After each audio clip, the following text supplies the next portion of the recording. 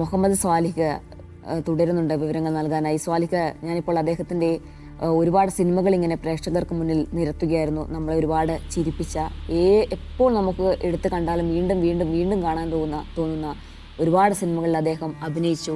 അത്തരത്തിലുള്ള ഒരുപാട് സിനിമകൾ സമ്മാനിച്ചുകൊണ്ടാണ് അദ്ദേഹത്തിൻ്റെ വിയോഗം, മടക്കം, അദ്ദേഹം ഉണ്ടാക്കിയ ആ വിടവ് ഒരു തരത്തിലും ഒരാൾക്കും നികത്താൻ കഴിയാത്ത ഒരു വിടവ് അവിടെ നിർത്തിക്കൊണ്ടാണ് അദ്ദേഹത്തിൻ്റെ മടക്കം.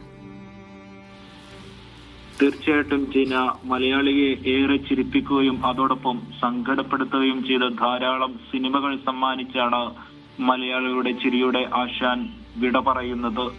56-ാമത് വയസ്സിലാണ് അദ്ദേഹം കൊച്ചിയിലെ അമൃത ആശുപത്രിയിൽ നിന്ന് നമ്മോട് വിട പറയുന്നത്. ആദാമിന്റെ മകൻ അബു അടക്കം ധാരാളം സിനിമകൾ അദ്ദേഹത്തിന്റെ അഭിനയ മികവിന്റെ ശേഷിപ്പായി നമുക്ക് മുന്നിൽ ബാക്കിയുണ്ട്. അദ്ദേഹത്തിന്റെ സംസ്കാരം നാളെ രാവിലെ നടക്കും. ഇപ്പോൾ ഇന്ന് രാവിലെ വലിയ തോതിലുള്ള ശാരീരിക അസ്വസ്ഥത്തെ തുടർന്നാണ് അദ്ദേഹം അമൃത ആശുപത്രിയിൽ ചികിത്സ തേടിയത്. മരണം സ്ഥിരീകരിച്ചത് ഇന്ന് രാത്രി 10:43 എന്ന അറിയിപ്പ് കൊച്ചി അമൃത ആശുപത്രിയിൽ നിന്ന് ലഭിക്കുന്നുണ്ട്. അതോടൊപ്പം ഹൃദയസ്തംഭനം മൂലമാണ് മരണം സംഭവിച്ചത് എന്നുകൂടി കൊച്ചി ആശുപത്രി അറിയിക്കുന്നുണ്ട്. 1996 അദ്ദേഹം സിനിമാ രംഗത്തേക്ക് അരങ്ങേറിയത്. ആ 96 അരങ്ങേറിയത് മുതൽ ഇന്നുവരെ മലയാളിയുടെ മനസ്സിൽ ചിരിയുടെ മാലപ്പടക്കം തീർത്തും അതോടൊപ്പം ദുഃഖത്തിന്റെ അഗാധമായ ചില കാഴ്ചകൾ സമ്മാനിച്ചും അദ്ദേഹം നമുക്ക് മുന്നിൽ ജീവിക്കുകയായിരുന്നു.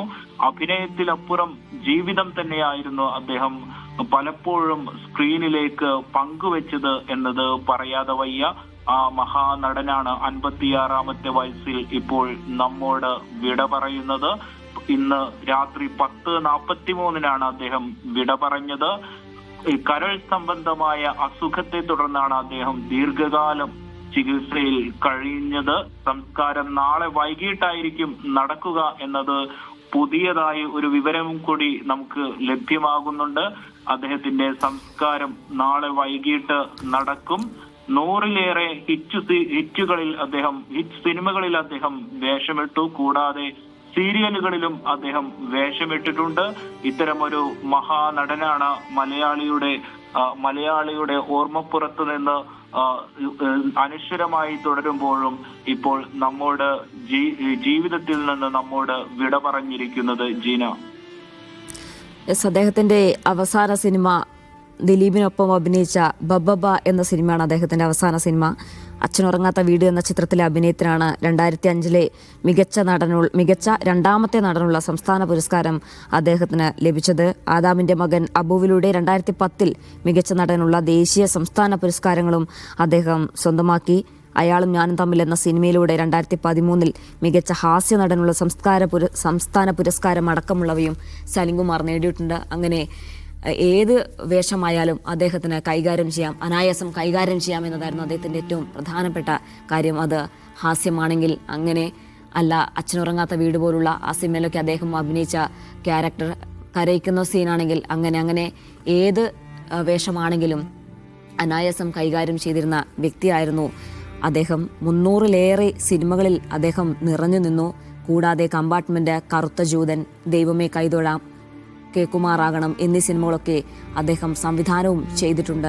2000-ലാണ് തെങ്കാശിപ്പട്ടണം പുറത്തിറങ്ങുന്നത്. ഇത് സൂപ്പർ ഹിറ്റ് ആയതോടെയാണ് സലിംകുമാർ മലയാളികളുടെ മനസ്സിലും ഇരിപ്പുറക്കുന്നത്. ഇഷ്ടമാണ് 100 വട്ടം എന്ന ചിത്രത്തിൽ ആദ്യം എത്തുന്നു. ഉറ്റ സുഹൃത്തായ നാദിർഷയാണ് അദ്ദേഹത്തെ സിനിമയിലേക്ക് കൈപിടിച്ച് കയറ്റിയത്. അദ്ദേഹം കൊച്ചിൻ കലാഭവനിലും സജീവമായി മിമിക്രി അവതരിപ്പിച്ചിരുന്നു. 1969 ഒക്ടോബർ 9 വടക്കൻ പറവൂരിൽ ജനിച്ച സലിംകുമാർ 56-ാമത്തെ വയസ്സിലാണ് വിടവാങ്ങുന്നത്. നേരത്തെ സൂചിപ്പിച്ചതുപോലെ മുഖ്യമന്ത്രി VD സതീശന്റെ പറവൂരിലെ സ്വീകരണ പരിപാടിയിലാണ് അദ്ദേഹം അവസാനമായി പൊതുവേദിയിലെത്തുന്നത്. ആ പരിപാടിയായിരുന്നു. ന്യൂമോണിയ ബാധിച്ച് ചികിത്സയിലിരിക്കെ ഹൃദയാഘാതമുണ്ടായി. 10:43 അദ്ദേഹത്തിന്റെ മരണം സ്ഥിരീകരിക്കുന്നത്. സ്വാലി മുഹമ്മദ് തുടരുന്നുണ്ട്. സ്വാലി, 100-ലധികം ഹിറ്റ് സിനിമകൾ അദ്ദേഹം നമുക്ക് സമ്മാനിച്ചു. 300-ലധികം സിനിമകളിൽ അഭിനയിച്ചു. അദ്ദേഹം സംവിധാനം ചെയ്തു. അങ്ങനെ എല്ലാ രീതികളിലും അദ്ദേഹം അദ്ദേഹത്തിന്റെ വ്യക്തിമുദ്ര പതിപ്പിച്ച ശേഷമാണ് മടക്കം.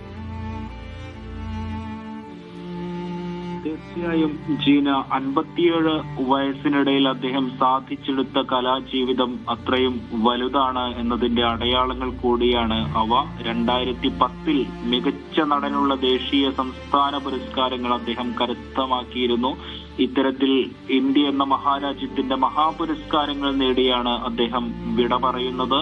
1969 വടക്കൻ പറവൂരിലാണ് അദ്ദേഹം ജനിച്ചത്. തുടർന്ന് മിമിക്രി ജീവിതം ആരംഭിച്ചത് മുതലാണ് അദ്ദേഹത്തെ കലാലോകത്ത് വലിയ തോതിൽ ശ്രദ്ധ നേടിയത്.